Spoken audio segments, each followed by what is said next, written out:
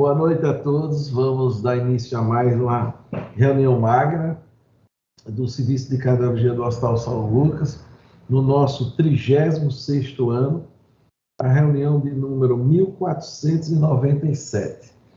E teremos aqui o prazer de assistir mais uma vez, né, a doutora Marli Wellendal. Marli já estava dizendo aqui, mais uma reunião, ela já vai receber um título já de assídua da nossa reunião.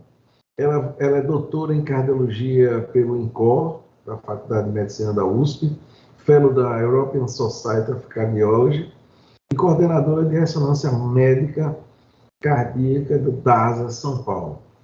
Ela tem muita expertise no que vai falar e vai abordar o tema de ressonância magnética na cardiomiopatia hipertrófica. Então, um tema que o Luiz Flávio adora também. Então, aqui todos nós aqui estamos a posto para ouvi-la, Marli. E a tela é toda sua, Marli. Obrigada, Souza. Eu quero agradecer mais uma vez, né, o convite de participar dessa reunião histórica. É uma reunião tão tradicional, né, acho, na cardiologia, que é sempre uma honra estar com vocês e participar. Eu sei que tem uma audiência grande também, depois também fica à disposição no YouTube para a comunidade de cardiologia. Eu acho excelente essa iniciativa e super importante para a cardiologia nacional. Hoje, o que vocês me convidaram para falar é sobre a cardiomiopatia hipertrófica, a ressonância na cardiomiopatia hipertrófica. Esse é um tema que eu tenho, assim, um carinho muito grande. Vocês não sabem, mas foi o meu tema de mestrado. A cardiomiopatia hipertrófica, especificamente, eu ainda não fazia ressonância. Na época, eu fiz mestrado na Universidade Federal de Pernambuco e foi o tema do meu mestrado. Eu fiz um estudo de 2 famílias, estudo correlacionando a genética, assim, naquela época a gente fazia com HLA, tudo. E depois eu queria fazer esse tema, continuar no meu doutorado, mas acabou que eu acabei migrando para Chagas, porque já tinha uma outra pessoa estudando cardiomiopatia hipertrófica na época, que foi excelente também, um tema que eu gosto muito de falar, mas eu tenho realmente um carinho, porque eu fiz um ambulatório de cardiomiopatia hipertrófica, de cardiomiopatia de uma maneira geral, no Procap, na época, no Oswaldo Cruz, depois no Procap, ainda em Pernambuco.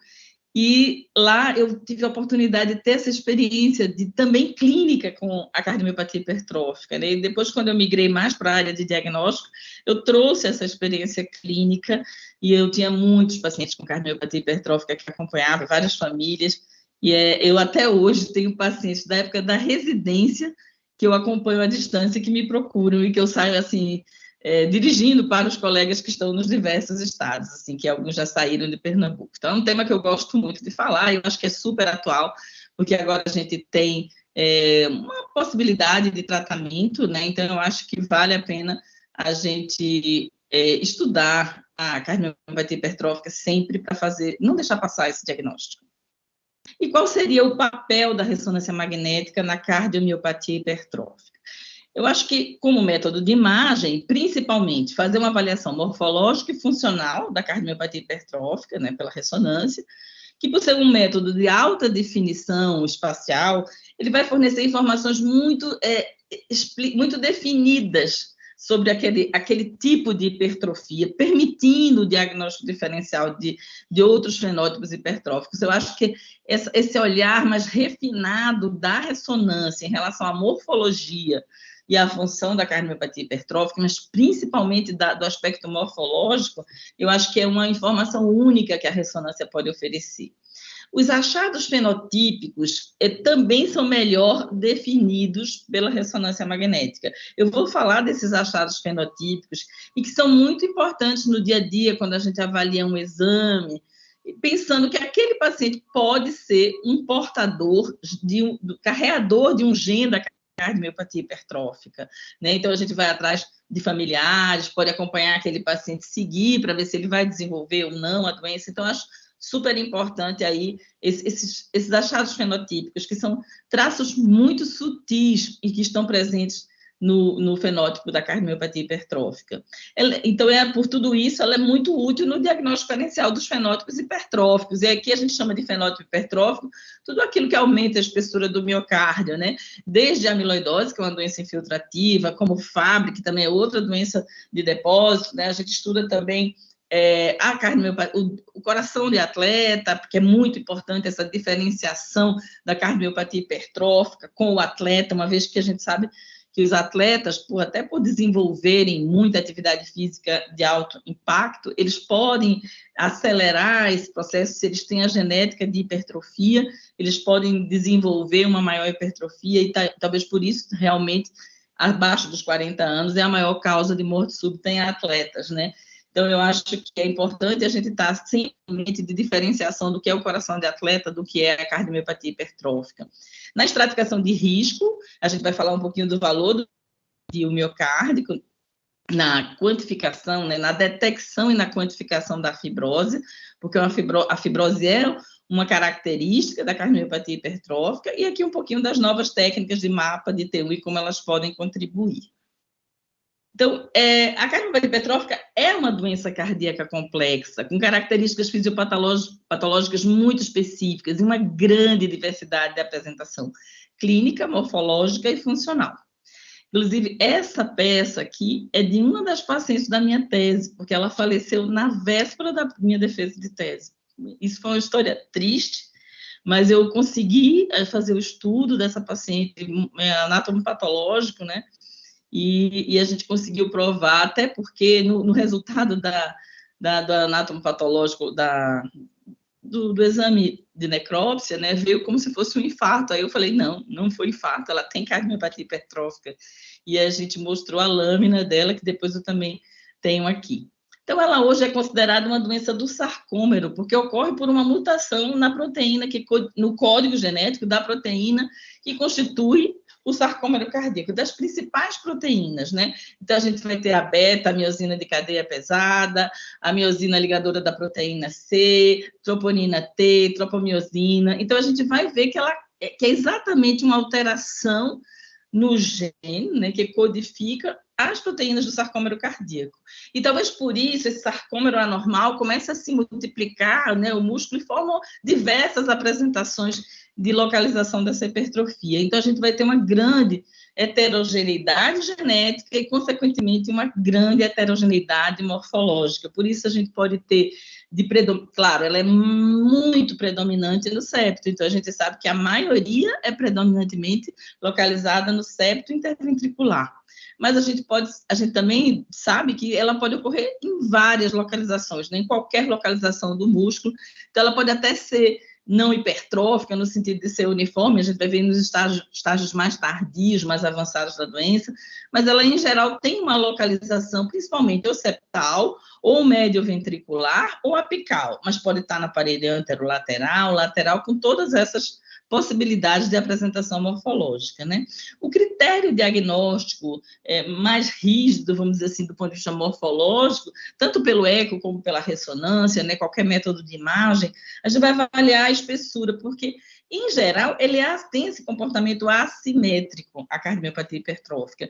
Então, raramente ele pode ser simétrico. E quando ele sendo assimétrico, na sua maioria, a gente utiliza essa relação de 1,3 para 1 do septo em relação à parede posterior, segmento inferolateral, quando você não tem nenhum fator que leve ao aumento da espessura miocárdica, né? Leve à hipertrofia, nenhuma sobrecarga de pressão. Então, nesse caso, o paciente não é hipertenso, não tem estenose aórtica, não tem nenhuma outra alteração, a gente consideraria 1,3 para 1, né?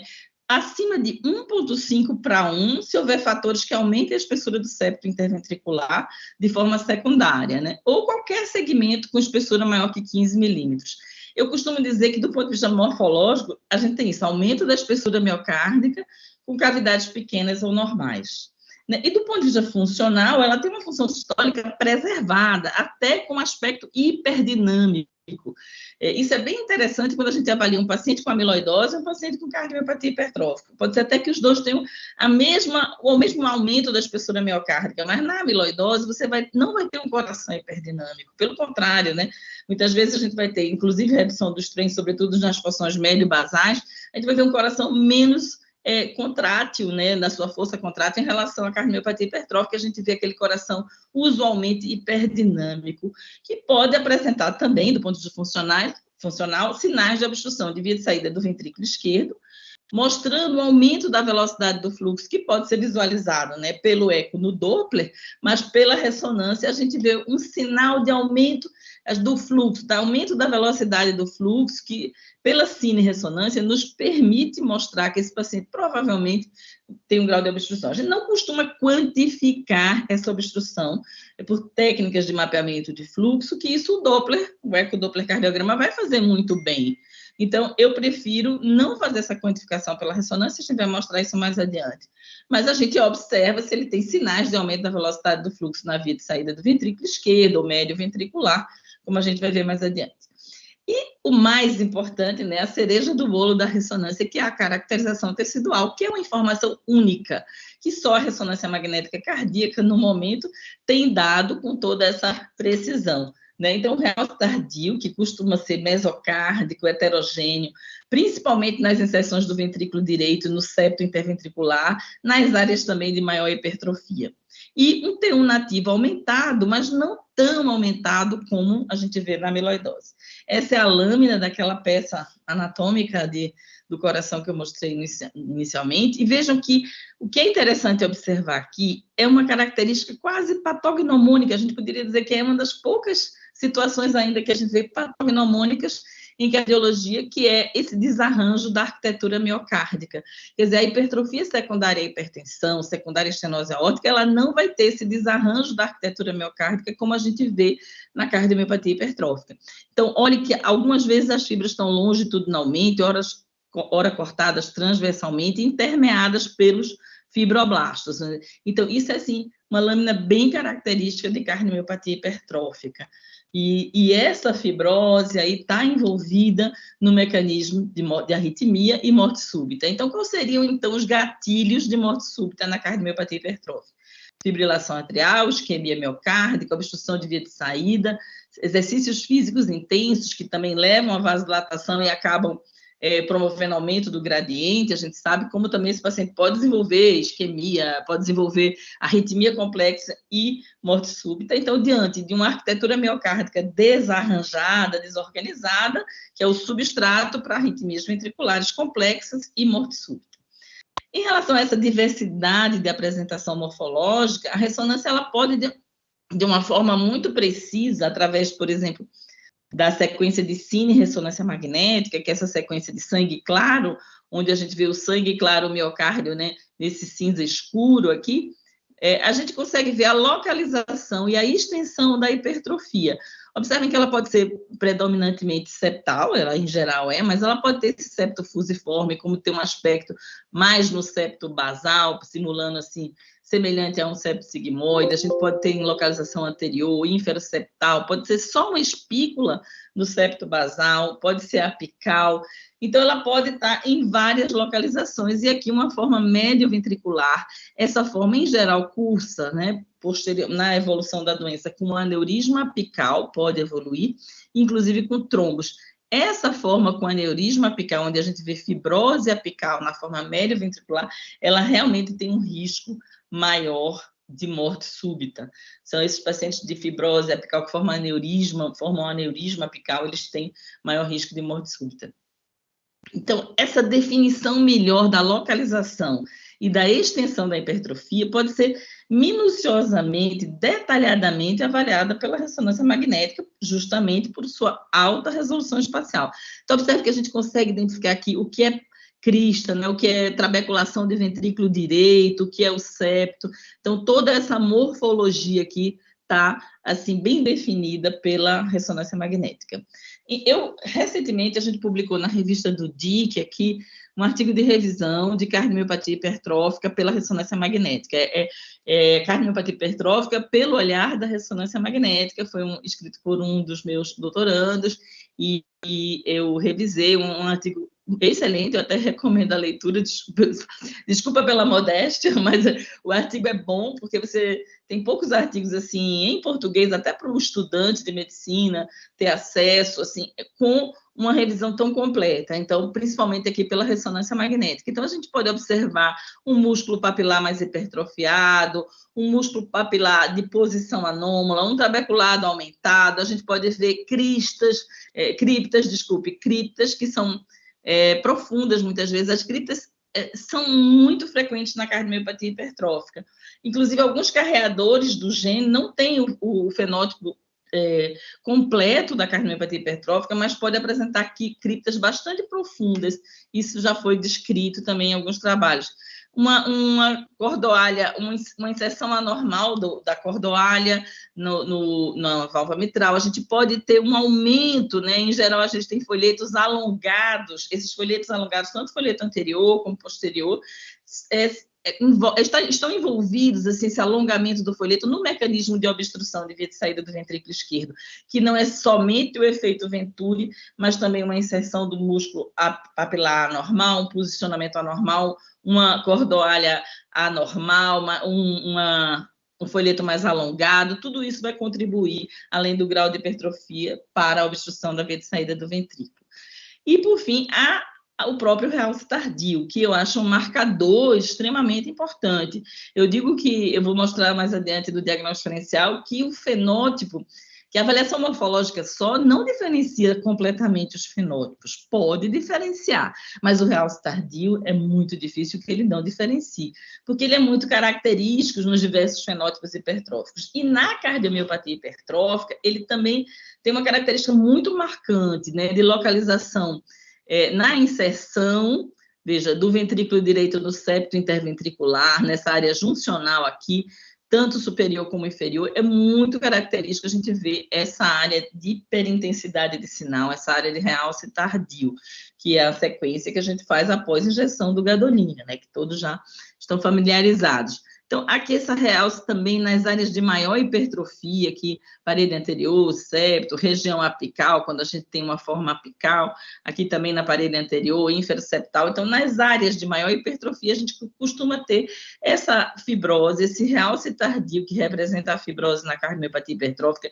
e também esse desarranjo da arquitetura miocárdica, com esse realce heterogêneo, que a gente costuma dizer que ele tem uma escala de cinza diferente, variável, né? Ora ele é mais hiperintenso, ora é menos hiperintenso, mas a gente vê uma heterogeneidade nesse realce tardio, mas a gente sabe a importância do papel da fibrose no desencadeamento das arritmias ventriculares. E eu digo que talvez, principalmente, por ser mesocárdico, e ele está muito relacionado, você tem áreas de músculo normal com áreas de fibrose, talvez por isso a gente tenha tanta arritmia e tanto risco de morte súbita nesses pacientes, né? Você vê que no infarto você tem aquela fibrose compactada, já no Chagas a gente também tem um realce meio heterogêneo, você tem mais arritmia. Na cardiomiopatia hipertrófica você tem muita heterogeneidade, muito desarranjo da arquitetura miocárdica, uma fibrose entremeada ali, que pode realmente, quanto mais ela estiver relacionada aí ao tecido miocárdico, ela vai propiciar o aparecimento de arritmias ventriculares complexas e morte súbita. E aqui o trabalho clássico do Maron, que diferenciou assim, a quantificação do realce tardio. Acima de 15% da massa total do miocárdio de fibrose, se você tem mais de 15% de fibrose, foi considerado um risco maior de morte súbita para esse paciente. Então, assim, se esse paciente não tem realce, se ele tem realce, à medida que ele tem mais realce, aumenta o risco de arritmia e morte súbita nesse paciente. E 15 gramas por cento, né, 15% foi o ponto de corte, assim, de maior risco. E isso a gente consegue fazer na ressonância magnética, a gente consegue através de softwares e através também do mapeamento, a gente pode limitar essas áreas e quantificar manualmente essas áreas, a gente consegue definir a quantidade de massa de fibrose. Então, isso é uma informação muito importante, e é isso que a gente faz na nossa avaliação. Eu acho que é uma das poucas né, vamos dizer assim, patologias que eu costumo, de rotina, quantificar a fibrose, porque eu acho que tem um impacto importante. Primeiro, porque os médicos têm pedido realmente, e segundo, porque eu acho que tem um valor, né? Eu estou dando uma informação relevante quando eu quantifico a fibrose, e a gente vai ver por quê. Então, essa fibrose aqui mesocárdica, a gente consegue localizar muito bem pelo realce tardio.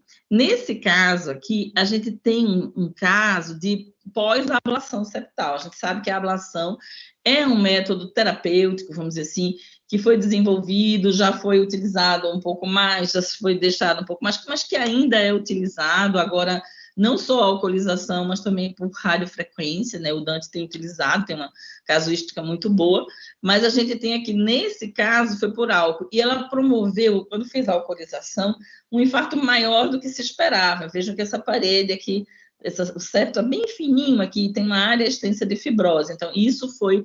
Ele tem aqui fibrose, que é da cardiomiopatia hipertrófica, e fibrose, que é da ablação septal, promovendo aí uma cicatriz de um infarto, né, provocado para aliviar o gradiente de obstrução de via de saída do ventrículo esquerdo. Mas essa paciente, ela tinha um septo tão hipertrofiado que ela fazia obstrução da via de entrada do ventrículo direito. Ela fazia o efeito Bernheim.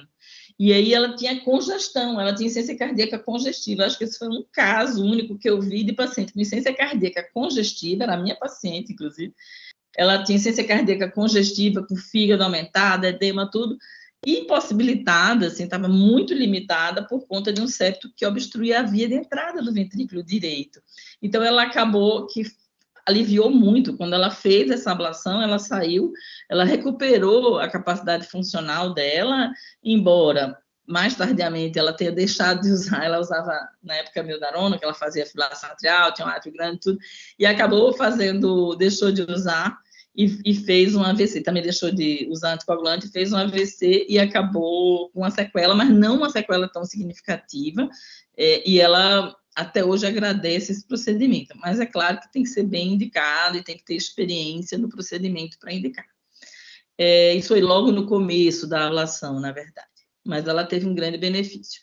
Um outro importância também é que nas formas apicais, a ressonância ela permite o diagnóstico diferencial com a endomiocardiofibrose, que é uma doença totalmente diferente do ponto de vista etiopatológico, de terapêutico, de tudo, mas que às vezes na morfologia você pode confundir pela ecocardiografia com a cardiomiopatia hipertrófica de forma apical. Embora a cardiomiopatia hipertrófica apical tenha aquelas ondas T profundas, características, inclusive quando a gente tem um eletro alterado, né, com ondas T, a gente mesmo com eco normal deve insistir na investigação com ressonância magnética para avaliar esse paciente, porque é possível que esteja aí diante de uma forma apical.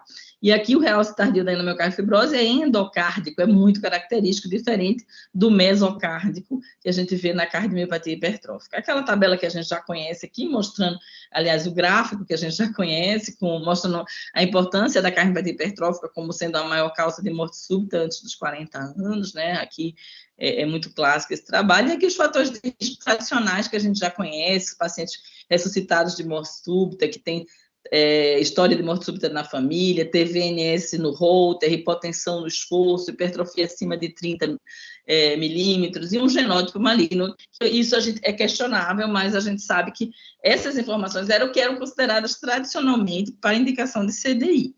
Hoje, além desses fatores que a gente está aqui, tem essa relação, que é a história familiar de morte súbita, taquicardia ventricular não sustentada no holter, hipotensão pós-exercício e a hipertrofia importante, acima de 30 milímetros, a gente tem o realce tardio como um balizador aqui, possivelmente na tomada de decisão se vai ou não colocar um CDI. Quer dizer, se esse paciente tem uma história, ele tem uma história familiar, mas você não encontra, ele não tem, assim, outro fator muito significativo, mas você vai encontrar um realce tardio muito importante, talvez seja reforce aí a indicação desse paciente. Agora, observando aqui as indicações secundárias de prevenção secundária e primária, também todos conhecem, estão bem relacionados, lembrando aqui que o aneurisma apical e o estágio final de cardiomiopatia hipertrófica, onde a gente encontra fração de ejeção já abaixo de 50% e uma cardiomiopatia hipertrófica com realce tardio absurdo, extenso, mesmo sem hipertrofia, muitas vezes já não vai ver aquele grau de hipertrofia que a gente vê no início, já numa fase mais dilatada, esses pacientes também são alto risco, né? E aqui mostrando esse trabalho do Maron, mostrando a relação entre o realce tardio e as arritmias, né? Isso é clássico, né? O que a gente já sabe, já vem, está muito bem demonstrado, a gente não discute isso hoje em cardiologia clínica, e aqui também uma comparação de vários trabalhos mostrando essa relação do realce tardio com a morte súbita na cardiomiopatia hipertrófica. As indicações clássicas, embora eu acho que todo paciente que tem cardiomiopatia hipertrófica, ele deveria ter pelo menos uma ressonância magnética, pelo menos uma ressonância basal, porque você vai não só fazer a avaliação da morfologia para o diagnóstico, mas você vai estratificar o risco desse paciente, você vai observar se esse paciente, quer dizer, não só naqueles casos em que o eco não chegou ao diagnóstico, mas de uma maneira geral hoje, eu acho que a ressonância com realce tardio, ele vai mostrar a extensão da fibrose e vai estratificar melhor o risco desse paciente, além do papel da ressonância no diagnóstico diferencial dos fenótipos hipertróficos, quando a gente ainda não tem o diagnóstico. Então, para o estudo morfológico funcional, a gente utiliza a sequência de cine-ressonância, essa é uma hipertrofia marcante, muito importante, esse septo assim meio fusiforme, né? Então é muito significativa a hipertrofia, envolvendo todo o septo anterior e inferior. Esse é um caso nosso, pega um pouco da parede anterior também. E aqui o realce tardio muito clássico da cardiomiopatia hipertrófica, que é esse de inserção, aqui muito característico, né? O Martin Maron, recentemente no DIC, ele mostrou que esse tipo de realce, isso também já está publicado, não teria um impacto, o realce da inserção não teria um impacto prognóstico tão significativo como o realce que a gente vê nas áreas de maior hipertrofia, aquele mesocárdico que está lá entremeado entre aquela arquitetura miocárdica desarranjada, desorganizada. Porque isso seria a junção das fibras miocárdicas, isso necessariamente não teria uma implicação prognóstica tão significativa.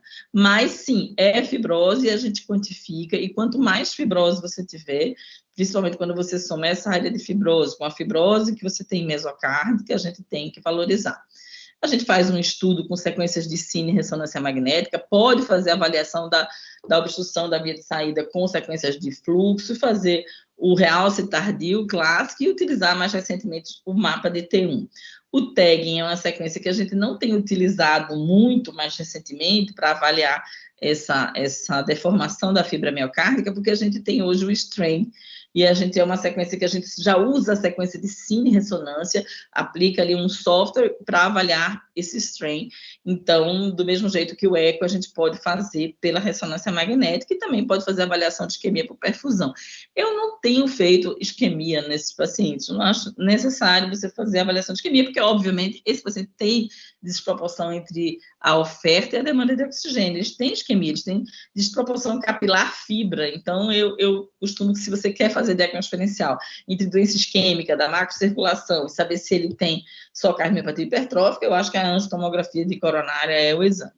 Então, os critérios de gravidade pela ressonância magnética são aqueles que a gente já citou aqui, só para reforçar: a hipertrofia importante, acima de 30 milímetros, em qualquer segmento miocárdico, presença de aneurisma apical, um remodelamento adverso com insuficiência cardíaca extensa, fibrose, quando o paciente já não tem aquela hipertrofia, mas ele começa a dilatar, está em end stage de cardiomiopatia hipertrófica, fase final mesmo, e uma fibrose acima de 15 gramas por cento, e também a gente tem aí o dado do mapa T1 e VEC como uma coisa que está crescendo. A gente sabe que na cardiomiopatia hipertrófica, a gente não tem um T1 nativo do miocárdio tão aumentado como a gente tem na amiloidose. Ele está aumentado, mas não é tão aumentado como na cardiomiopatia hipertrófica. E o volume extracelular, ele também é um pouco aumentado, mas também não tão aumentado como na amiloidose, mas serve e ajuda no diagnóstico diferencial o mapa T1.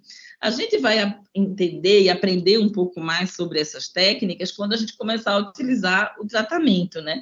Porque diante do tratamento a gente vai ver se isso vai ter uma influência na redução desse volume extracelular, dessa fibrose intersticial, mas eu acredito que não é isso que a gente quer ver aí. A gente quer ver o foco do tratamento em aliviar a obstrução de via de saída do ventrículo esquerdo, principalmente. Os outros mecanismos de benefícios, a gente ainda está conhecendo, né? Tem alguns trabalhos aí saindo, e a gente pode depois comentar.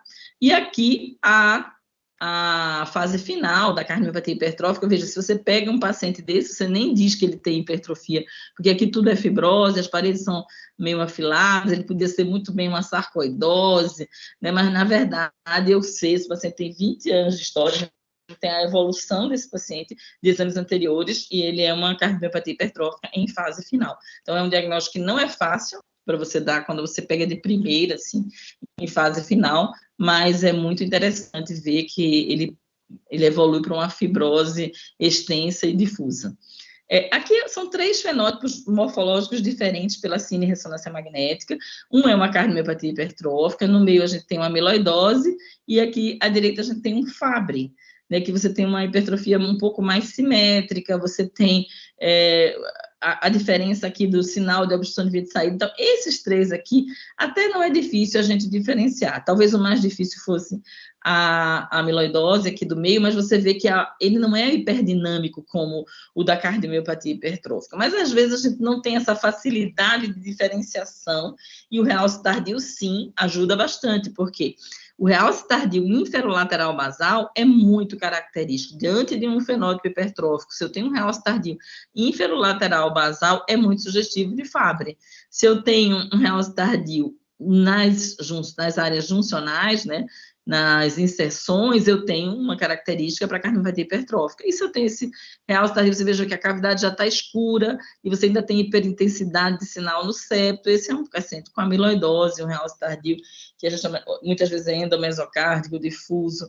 Então, é bem característico. O mapa T1, como você vai ver aqui nesse gráfico também, ele está aumentado aqui na cardiomiopatia hipertrófica, mas não tão aumentado como nas formas de amiloidose. Mas ele, quando você quer diferenciar com Fabry, ele é importante, porque o Fabry é o fenótipo hipertrófico em que o mapa T1, o T1 nativo do miocárdio, ele vai cair, ele está baixo, e diferente da cardiomiopatia hipertrófica, que ele está elevado. Então, se você quer diferenciar os dois, assim como se você quer diferenciar um atleta tem um mapa de T1 nativo normal, e o cardiomiopatia hipertrófica teria um pouco mais aumentado. Então, ele ajuda nessa diferenciação do diagnóstico, né? Então, no atleta, a gente vai estudar aspectos morfológicos, aspectos do realce tardio, que usualmente você não tem realce tardio, você pode raramente ter algum realce focal de inserção, mas não tem aquele realce tardio característico da cardiomiopatia hipertrófica, e você tem um mapa de T1 nativo normal. Então, juntando todas essas informações, a gente consegue diferenciar os fenótipos hipertróficos e fazer diagnóstico. Aqui, a gente diria que é uma cardiomiopatia hipertrófica, né? A gente pode diferenciar um paciente com amiloidose. Então, a gente pode, através do realce tardio, chegar à conclusão, juntando a informação do mapa T1, da morfologia e do realce tardio, fechar a maioria dos diagnósticos dos fenótipos hipertróficos. Então, acho que na cardiomiopatia hipertrófica, a ressonância tem um papel muito importante, tanto para você refinar esse diagnóstico, para acompanhar um familiar, por exemplo, que você é portador da genética, mas você não tem uma manifestação fenotípica, nem sintoma, nem característica pelo eco, você pode fazer uma ressonância para ver se não acha um achado fenotípico, né? Se você tem um paciente que você não tem genética, mas você acha o fenótipo de hipertrófica, você pode realmente pensar que aquele paciente já é um portador de cardiomiopatia hipertrófica, mas ainda sem uma manifestação completa, vamos dizer assim, do fenótipo, né, do genótipo. Então, a avaliação da ressonância contribui para uma melhor definição diagnóstica dos diversos fenótipos de cardiomiopatia hipertrófica. Ele é útil no diagnóstico inicial dos fenótipos hipertróficos, é importante na estratificação de risco e pode ser utilizada como um balizador na tomada de decisão para o implante de CDI. Eu quero finalizar aqui convidando vocês para o congresso do DIC, de 18 a 20 de agosto em Brasília. A gente vai ter oportunidade desse grande encontro, onde todos os métodos de imagem serão amplamente discutidos. Eu acho que é uma grande oportunidade para a comunidade da imagem cardíaca, e é um congresso, gente, que não é só para cardiologista de imagem. O clínico aproveita muito esse congresso. O ano passado a gente teve uma presença maciça de clínicos, e todos, assim, foram unânimes aqui, foi aqui em São Paulo, em dizer o quanto aprenderam nesse congresso, nessa troca do clínico com o cardiologista de imagem. Então, eu quero agradecer mais uma vez o convite, e estou à disposição aqui de vocês. Vou descompartilhar aqui minha tela. Bem, Marli, parabéns mais uma vez pela apresentação sempre didática, né? Rica em informações, assim, de uma forma muito clara e simples, né? Uma coisa, eu estava lembrando aqui, quando você até ressaltou, aí tem um trabalho que nós publicamos aí lá para trás, na revista do ECO. Antigamente era a revista do DEPECO, né? Que depois mudou para a revista do DIC. Era exatamente de que eco normal não afasta miocardiopatia hipertrófica. Eu me lembro, o Zé Augusto deve lembrar disso, foi Luiz Flávio também, que até o pessoal queria assim, eco mal feito. Né? Então, eu me lembro que era um caso bem interessante de um até repórter, em que ele praticava esporte regularmente, tinha aquele eletro alterado, mas já tinha feito, ele era baiano, né? Ele se mudou para Aracaju, já tinha, quando ele veio para mim, ele já tinha feito, inclusive, até uma ressonância, mas não tinha diagnóstico, entendeu? E o cateterismo, etc. Então, eu insisti, foi o Luiz Flávio que fez o eco. Depois, assim, mesmo o Luiz dando o diagnóstico de miocardiopatia hipertrófica apical, Marta, que tem experiência muito grande, Marta Barreto, também não via assim pelo eco, né? Então, eu acho que essa é uma mensagem bem interessante. Tem trabalhos assim, é muito conhecida essa história, né, de que miocardiopatia hipertrófica apical, principalmente, você tem dificuldade no eco. Não é porque o eco é mal feito, é porque a janela dificulta a avaliação, é limitação do método mesmo. Eu faço eco também, e é claro que a gente tem um olhar da ressonância, e a gente vai lá e procura e tudo mais, mas, assim, na rotina, no dia a dia, não é raro você deixar passar uma hipertrofia localizada, por exemplo, se você tem hipertrofia anterolateral ou se você tem hipertrofia apical, não é fácil você fazer esse diagnóstico pelo eco. Então, assim, o que o clínico tem que estar atento, eu acho que é um eletrocardiograma alterado, você tem que ir atrás, né? Mesmo com eco normal, porque é muito raro você ter cardiomiopatia hipertrófica com eletro normal. Isso é muito raro. Então, se você tem alteração isquêmica, o doente não é coronariopata, não tem lá, é jovem, tem aquela eletro aberrante, né? Aquelas muitas vezes Q patológica, T negativa profunda, não sei o quê, você acha lá, então você tem que ir atrás, mesmo com, pode ter 10 mil ecos normais, vai para a cardiomiopatia hipertrófica, explica lá que ele tem suspeita de cardiomiopatia hipertrófica pelo eletro e muitas vezes pela história familiar e procura aí pela ressonância. Eu acho super válido você fazer a ressonância para esse diagnóstico. Perfeito. Inclusive, o editor perguntava se foi feito contraste, etc. Ele vem cá, quantos serviços faz contraste regularmente, né, no Brasil? Então, resumindo, eu usei um termo que ele aceitou. Foi assim, eu botei o eco convencional não afasta a cardiopatias. E é muito comum também vir para o diagnóstico diferencial, né?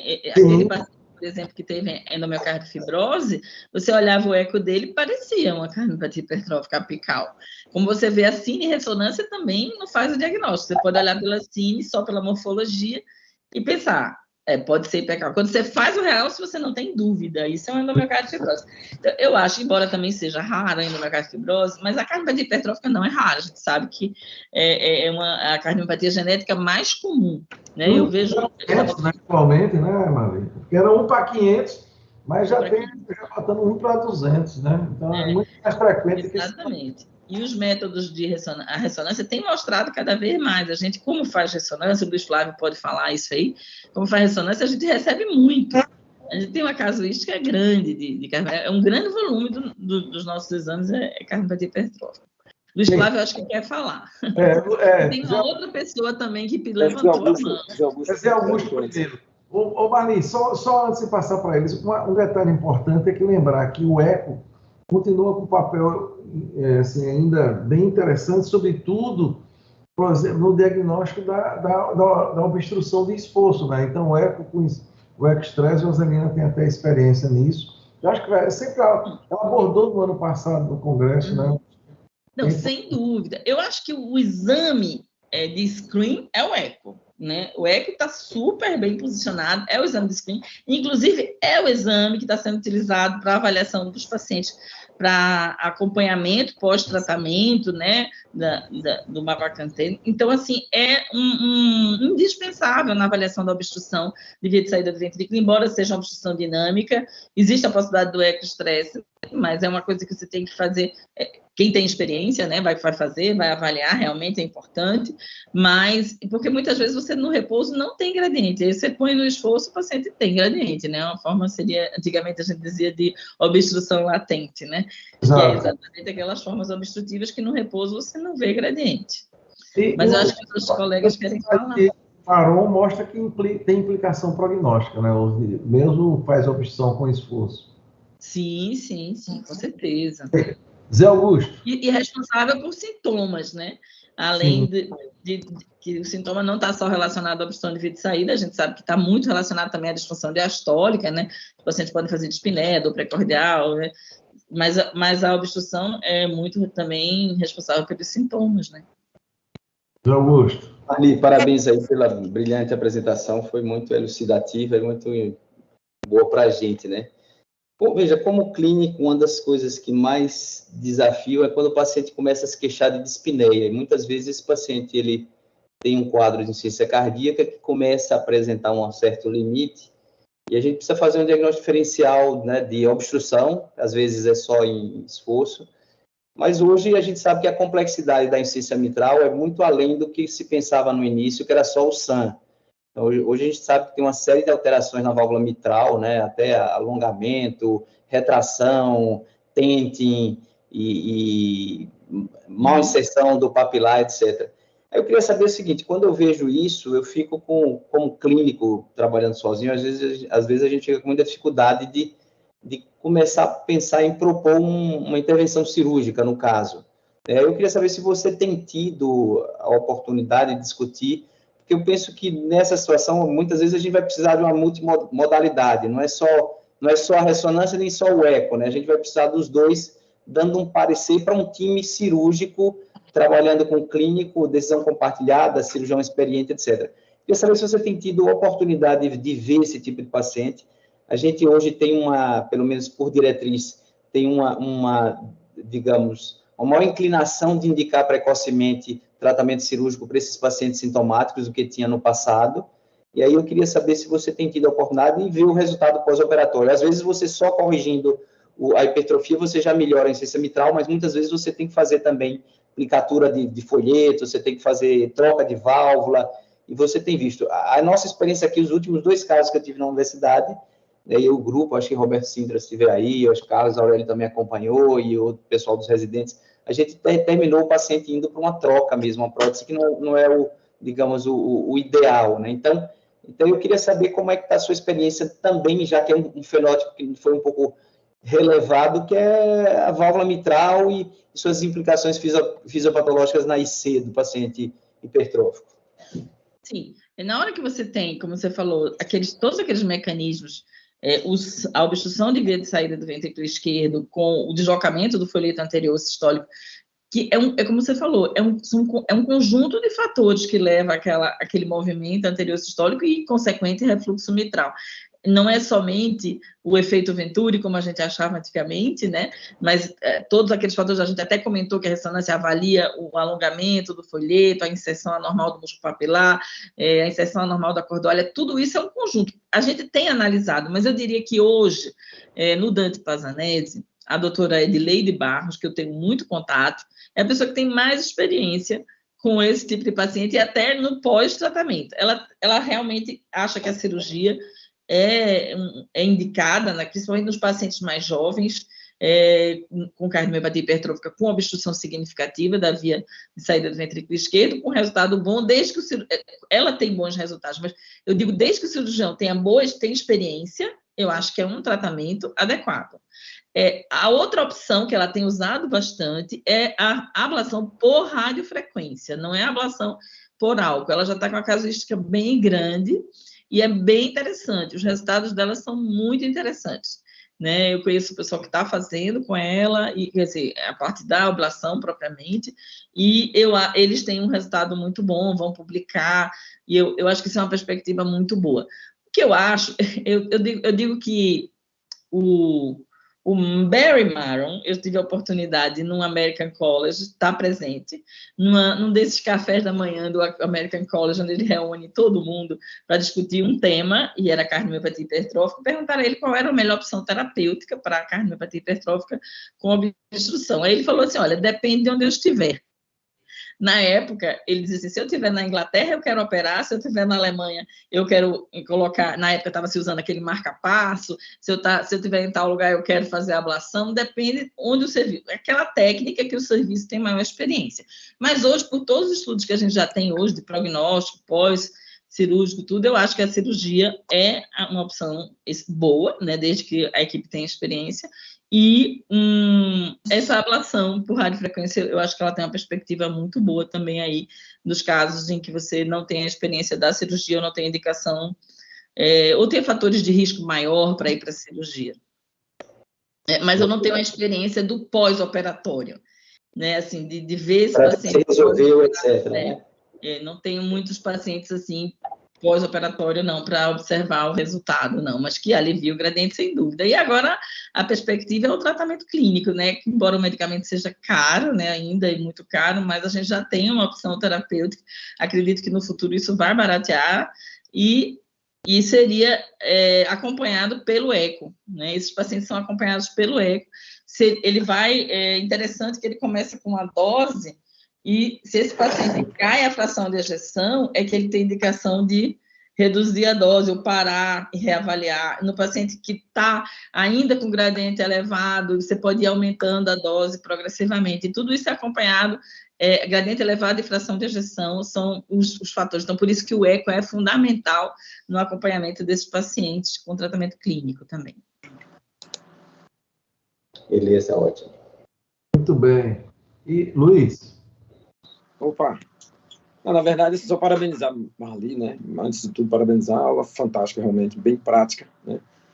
Até para a gente que faz todo dia, sempre tem uma coisa nova para aprender.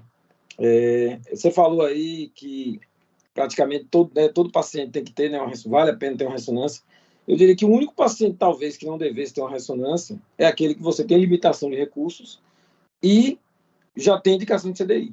Porque mesmo esse ainda tem que buscar, porque você pode estar diante de uma fibrose extensa aí, pelos fatores clínicos, você não indicar e ele tem uma fibrose maciça aí de 20%, 30%, e você está deixando, né, de indicar só por fatores clínicos. Então, inclusive isso está no guideline, né? Se você já tem indicação de CDI, talvez você possa dispensar, mas se você não tem, você tem que passar pela ressonância.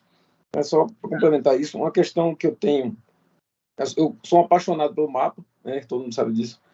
Então, eu queria ver com vocês, porque, veja, hoje, cada dia mais se entende que o mapa, né, seria a avaliação subclínica, né, da fibrose. Né? Se você tem fibrose, teoricamente, né, pelo menos para hipertrófica, você não teria nem que fazer mais mapa, porque aí você já vai para a quantificação da fibrose macroscópica. A fibrose que não é só a fibrose intersticial, né? Exatamente. Aí, assim, quando é que você usaria o mapa? Assim, tem a diferenciação de hipertensiva, claro, né, mas ainda tem um overlap, né, de acordo com o serviço. Quando é que você utilizaria hoje um mapa, do ponto de vista diagnóstico ou até prognóstico? Prognóstico, não sei se tem uma coisa ainda assim. Eu acho que prognóstico não. Eu acho que eu utilizo mais no diagnóstico diferencial. Fabry e hipertrófica, atleta e hipertrófica. Amiloidose e qualquer outro fenótipo hipertrófico. É quando você está diante disso, assim, mas a amiloidose é mais fácil da gente diferenciar, porque o realce já é muito característico, né? Mas o atleta e a cardiomiopatia hipertrófica, você pode ter uma cardiomiopatia hipertrófica quase sem nenhum realce tardio, né? Com pouco realce tardio ou nenhum, e você pode, e o atleta, eu acho que é muito importante esse diagnóstico diferencial, porque tem um impacto até na carreira dele, né? Ou se você tem mais fibrose, ou não tem.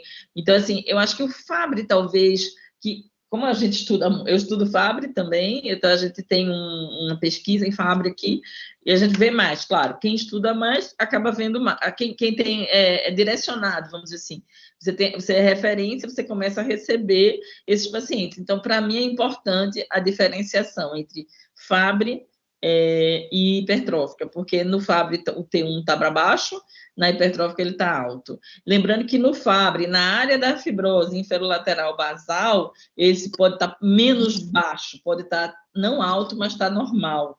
Isso é um dado interessante que eu tenho visto.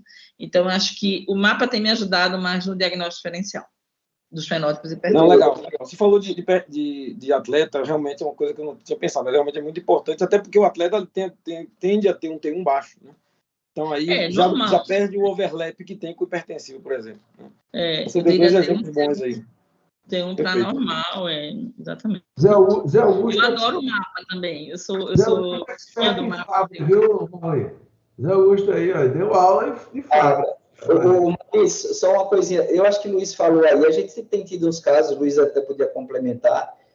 Pacientes de SUS, HU, muitas vezes a hipertensão é de longa data, maltratada, e o indivíduo chega com muita lesão de órgão-alvo.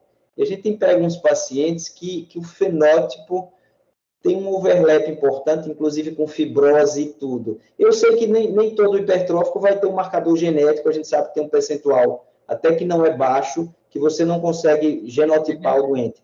Mas você acredita que tem hipertensos realmente de longa data que tem esse fenótipo com fibrose e tudo? O que é que você usa para diferenciar? Como é que você acredita que se são duas doenças, tem um genótipo, tem um background e tem a hipertensão? Como é que você interpreta esse achado? Então, eu acho que é uma situação bem interessante. A gente vê isso, não é raro a gente encontrar pacientes hipertensos com uma morfologia e até uma dinâmica de cardiomiopatia hipertrófica. Então, você vê, muitas vezes, sepse sigmoide com obstrução de via de saída do ventrículo esquerdo, né? E hipertrofia, e aí você diz assim, é uma hipertrófica ou é? Em geral, eu uso o realce tardio para diferenciar, porque eu acho que, é claro que o mapa ajuda também, mas eu acho que entre a cardiomiopatia hipertrófica, como ele não está tão aumentado, se é uma cardiomiopatia hipertrófica que não tem muito realce, ele não vai estar tão aumentado, e o hipertenso também pode estar um pouquinho aumentado, então você fica ali, difícil diferenciar, é muito sutil a diferença no mapa T1, mas o realce ajuda muito, assim, claro, existe cardiomiopatia hipertrófica com pouco realce, existe, mas não é tão comum o hipertenso ter esse realce característico da cardiomiopatia hipertrófica. Não é comum. E tem outras características morfológicas, esses fenótipos, se eu encontro criptas, eu encontro um folheto alongado, eu conheço inserção do músculo papilar normal, eu penso mais em cardiomiopatia hipertrófica. Se eu encontro um fenótipo com uma hipertrofia mais simétrica, só com um septo sigmoide, e com a idade também, o paciente já tem uma longa história de hipertensão, é mais idoso, tem lá um fenótipo mais sugestivo de cardiomiopatia hipertensiva, quando não tem realce, principalmente, para mim é cardiomiopatia hipertensiva. Agora, se você tem se está super ajuntado os dois diagnósticos, que não é raro também, porque a cardiomiopatia genética é comum, e a hipertensão é muito comum, então se você junta, é possível que o paciente tenha um gene e tenha uma hipertensão que levou à hipertrofia, e acabou superajuntando os diagnósticos. Eu não acho que isso não possa acontecer. A gente já viu alguns casos, assim, que é difícil diferenciar se é só cardiomiopatia hipertrófica, se é cardiomiopatia hipertrófica e hipertensão, ou se é septo sigmoide com hipertensão, muitas vezes, entendeu? Então, não é fácil, mas eu acho que, para mim, além o coração hiperdinâmico, as criptas, os músculos papilares, você vê o coração mais trabeculado, você sente que aquele paciente tem uma doença genética. Eu não sei se o Luiz sente isso, mas quando ele tem uma doença genética, ela não está cometendo somente uma coisa, sabe? Não é só a espessura miocárdica que está alterada, é o conjunto da morfologia que a gente vê alterado. Então, eu me atento muito para os achados fenotípicos. Por isso que a gente, nesse artigo, a gente salientou tanto esses achados fenotípicos, como sendo marcadores de cardiomiopatia hipertrófica. Então, não só o realce, mas os marcadores fenotípicos da cardiomiopatia hipertrófica. Ótimo. Muito bom. Olha que septo sigmoide a gente encontra muito, viu, Marli? No eco a gente encontra muito frequentemente. Então, aquela forma de espícula né, que você encontra só uma espículazinha ali do septo, e às vezes é cardiomiopatia hipertrófica, porque tem uma história familiar, ou porque tem uma fibrose lá que você vai achar que é característica. Porque o realce tardio da hipertrófica, o Luiz Flávio sabe, ele é muito heterogêneo, ele tem essa coisa do cinza, né? Quando ele não está só nas inserções, quando ele está mesocárdico, ele é muito característico também, entendeu? Claro, às vezes é difícil.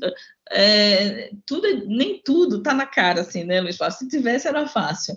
Mas a gente, às vezes, tem um grupo de estudos de ressonância e tomografia, o Luiz Flávio está lá, e quantas vezes a gente está lá discutindo, tem real, se não tem real, se é uma cardiopatia genética, é uma hipertrófica, é uma sarcoidose, é amiloide. Isso é difícil, não é fácil. Né? Então, você tem... Inclusive, teve um caso recente, clínico, né? O diagnóstico é clínico, não o clínico é que tem que desvendar esse quebra-cabeça. Ele vai juntar a informação da história do paciente, né? E vai juntar com a informação do eco, a informação da ressonância. E é como você falou muito bem, Souza, não é só um exame que vai responder todas as perguntas.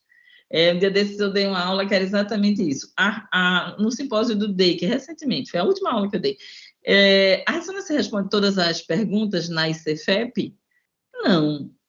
Não, de jeito nenhum. Eu acho que nenhum método responde todas as perguntas, sabe? Os métodos são complementares. A gente está na época da multimodalidade de imagem e a gente tem que usar a multimodalidade de imagem para diagnóstico. Então, se é uma sarcoidose, a gente tem o PET para ajudar, a gente tem a ressonância, a gente tem o eco, a gente tem... Então, vamos juntar as coisas. Se a gente tem uma cardiopatia hipertrófica, hoje você pode fazer painel só para as cardiomiopatias hipertróficas, né? Para a cardiomiopatia hipertrófica especificamente. Então, assim, amiloidose. Então, dá para a gente poder ajudar o clínico com as informações que a gente tem, mas ele que vai ter que juntar todo esse quebra-cabeça e desvendar o diagnóstico. Eu faço o que eu posso, né? Ali a gente vai sempre tentando ajudar o clínico com as informações da ressonância, desde a morfologia, função, caracterização tecidual, mapa, e a gente dá a nossa sugestão de diagnóstico. Olha, eu acho que com tudo isso você poderia pensar nisso, naquilo, mas, ou quando é na cara, é compatível, e pronto, o diagnóstico às vezes fica bem visível, mas nem sempre é assim, nem sempre é fácil. Ô Marli, Rodrigo, só uma observação. Rodrigo. Obrigado pela sua apresentação excelente. Agora existe, assim, me parece que existe um outro componente, que é o componente do segmento, né? A avaliação do tempo. O tempo vai trazendo as respostas, né? Às vezes você repetir, por exemplo, nesses casos de overlap que vocês disseram, às vezes, será que é um hipertenso, uma cardiopatia hipertensiva, sem tratamento de longa data, numa pessoa de meia idade, versus hipertrófica, às vezes você tratar clinicamente, controlar os níveis pressóricos, medicação adequada, você repete o exame depois de alguns meses, você pode perceber a mudança eventualmente, porque, quer queira, quer não, a cardiopatia hipertensiva é tratável, a hipertrófica nada muda o prognóstico, a doença crônica evolutiva. Você pode arrumar tratamentos que possam retardar os desfechos, mas você não pode mudar o curso natural propriamente, que se saiba da doença propriamente do miocárdio. Então, às vezes o médico fica angustiado em querer resolver tudo na primeira leva de exames, e às vezes você pode ter um pouco de paciência, ajusta o tratamento, espera o tempo, repete mais para frente, que você acaba chegando a uma conclusão e nada mais natural do que você ter um pouco de paciência, né, para definir tudo, eu diria. Exato, concordo demais com você. Eu acho que o segmento longitudinal, ele pode responder muitas das perguntas, principalmente esses casos muito complexos, né? Casos que a gente não define diagnóstico no primeiro exame. Eu sempre sugiro, principalmente cardiopatia genética, que a gente vai olhar, não sei o que é isso, deve ser alguma coisa genética, então, esses casos, acho que o segmento longitudinal é muito importante. E você ver de novo, você vê melhor. Você compara um exame, você compara com o anterior. Agora, eu digo que não, talvez na hipertrófica, não em meses, mas talvez um ano para você ter uma mudança, vamos dizer assim, de fibrose, tudo, é muito importante. Eu acho que a gente teve um caso não muito antigo aí, de cardiopatia hipertrófica, que ficou sem diagnóstico durante um tempo, o clínico me falou assim, Marli, ele já fez ressonância, fez isso, ele não tem cardiopatia hipertrófica. Tá bom, mas quando veio, já depois de muito tempo, alguns anos para mim, não, isso é uma cardiomiopatia hipertrófica, mas é claro que eu vendo a imagem do primeiro exame, não dava para fazer diagnóstico, não dava para fechar, porque quem vê depois, vê melhor, né? Isso é imagem... Já tive dois casos, Marli. Já tive dois casos, um de apical, e outro um colega médico que não tinha, o septo era de 13, ele era hipertenso, né? E na segunda vez que fez ressonância, o septo foi para 15,5, já com muita fibrose. Então, é uma doença evolutiva mesmo, você pode fazer diagnóstico no segundo, terceiro exame. E tem os dados agora também, assim... Tem a genética, né, Luiz? Tem a genética. Eu estou com um paciente que você também não fechou, mas a genética fechou, né? Então, você já dá o diagnóstico antes, né? A genética é super... A genética acho que tem ajudado muito. Genética, ressonância e eco juntos... isso é muito bom. E outra coisa que a gente tem que ter cuidado agora é o uso de anabolizante, né? A gente tem visto aí algumas coisas, principalmente quando junta atleta e anabolizante, né? A gente vê alguns casos interessantes pelo uso do anabolizante. E outra coisa também que a gente tem acompanhado nesses pacientes é outras formas, outras cardiopatias genéticas, né? Que às vezes tem fibrose, mas na verdade não é uma cardiopatia hipertrófica, você não conhece, não conseguiu identificar a mutação naquele painel, mas existe sim, existe essa possibilidade. O uso de anabolizante é uma coisa que a gente tem visto cada coisa, não sei se o Luiz Flávio tem visto aí. Atleta com fibrose, né? Eu tenho um caso também com o uso de anfetamina, entendeu? Cardiomiopatia hipertrófica, diagnosticada clássica, e ele tinha um eco anterior normal, feito por uma pessoa experiente, e era normal, realmente era normal o exame, e o uso de anfetamina durante algum tempo, fez outro eco, aumentou a hipertrofia, não era hipertenso, aí fez a ressonância, era uma típica cardiopatia hipertrófica. Então, o que eu acho? Ele tinha genética, mas aí o uso de anfetamina provavelmente fez com que ele aumentasse essa hipertrofia, e aí a doença realmente se manifestou. É bem interessante isso. Muito bem. Marli, eu acho que já aqui atingimos aqui nosso objetivo da aula de hoje, da apresentação de hoje. Você, como sempre, brilhante. Eu gostaria que você viesse mais, né? Sempre que tiver uma novidade, não tenha cerimônia, já é só dar um toque para mim, Luiz Flávio, e a gente já insere você. Não precisa nem isso, até para a Daiane, você diga, olha, quero falar. Daiane já nem eu preciso pedir, porque a Daiane fica desde o começo do ano, ela já manda a mensagem. Assim. Para você, ela já pergunta qual o dia que você vai falar, não é se quer falar, né? Qual é o dia? Ela escolhe o assunto, o que você quer falar. Quem sabe, na próxima a gente fala de Fabry, né? Fala de tem tanta coisa interessante. A gente é curioso, porque essas doenças que são tidas como rara, mas não tanto, né? Porque eu estava comentando um dia desse com o Zé Augusto, quantos pacientes que no eco mostravam aquela hipertrofia e você se contentava apenas com hipertensão? Porque se você partir do princípio que quase 48% da população é hipertensa, você vai encontrar um monte de hipertensos por aí. E eu sei que muitos diagnósticos ficaram aí no meio do caminho, né? Sem dúvida. Na verdade, você vê subdiagnosticado, né? Quantas vezes, hoje, não é que está todo mundo tendo amiloidose, é que a gente subdiagnosticou a amiloidose durante muito tempo, né? Cardiomiopatia hipertrófica, a mesma coisa. Fabry também. São doenças subdiagnosticadas, consideradas raras, mas, na verdade, não são tão raras assim, né? E aí, por aí vai. E cardiomiopatia ritmogênica é uma coisa que eu também gosto de falar, o Luiz sabe também, né? De a relação entre arritmia e cardiomiopatia. É muito, muito interessante. Que também mudou muita coisa. Então, você vê que a gente tem muito tema para você falar por aqui, viu, Marcos? Então, fico à disposição, à disposição. Então, mais uma vez, obrigado aí por sua presença. E também eu gostaria de agradecer também todos os outros aqui que estão presentes e quem contribuiu com opiniões, né? Então, e até a próxima semana com mais uma reunião. A gente vai continuar insistindo aí, viu, Marli? Parabéns aí. Mais uma reunião clínica. Para mim, é o dia que eu mais gosto da semana, porque a gente tem um clube do artigo que é fantástico, às 17 horas, e logo depois tem a reunião magna que a gente, como o Luiz falou aí, sempre aprende. Você vê, olha, Luiz estuda ressonância todo dia, mas seguramente aprendeu alguma coisa hoje com sua apresentação. Eu aprendi muito. Bem, então, Marli, obrigado, viu? Um beijo, um abraço e apareça. Nessa troca, né? Nessa troca que a gente sempre aprende. Eu também aprendo muito. A experiência do... E outra coisa, eu estava revendo, não tem como essa nossa reunião voltar mais a ser presencial, porque nós não teríamos Marli hoje aqui, né? Obrigada, gente. Obrigada mesmo. Uma vez, boa noite e até a próxima. Boa noite. Tchau, tchau, tchau.